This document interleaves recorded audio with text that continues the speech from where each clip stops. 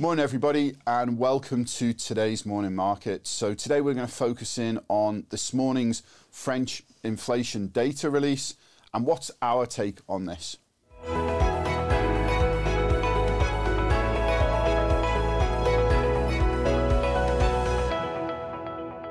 Okay, so let's dig into the details. So this morning we had French inflation data, so year on year slowing to 2.9%. So that compares to the previous month's reading, so January's reading of 3.1% overall. And it's actually at its lowest level for 2.5 years. If we look at what the market was expecting, so economists' expectations, they're actually expecting it to drop a little bit lower. So they're expecting it to come in at 2.7%. But let's actually dig in now and look at the individual components. So what has brought down that inflation figure? So firstly, a slowdown was seen in prices for food. So they're up 3.6% year on year. Now compared to the previous month's reading, that number was plus 5.7%. Fresh products were up 0.5% year on year.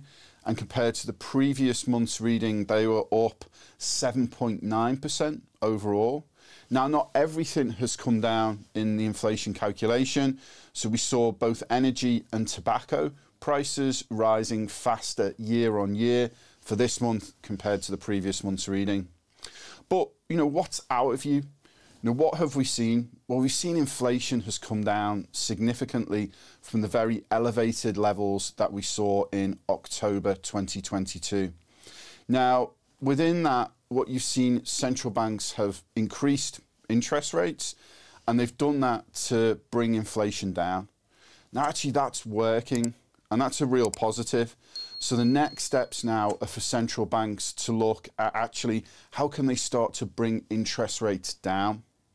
If we look at how asset markets moved yesterday, it was a marginally positive day for the US, but it's actually been a very strong start to the year for US equities. So it's the best 2-month start, depending on what happens today, since the pandemic overall.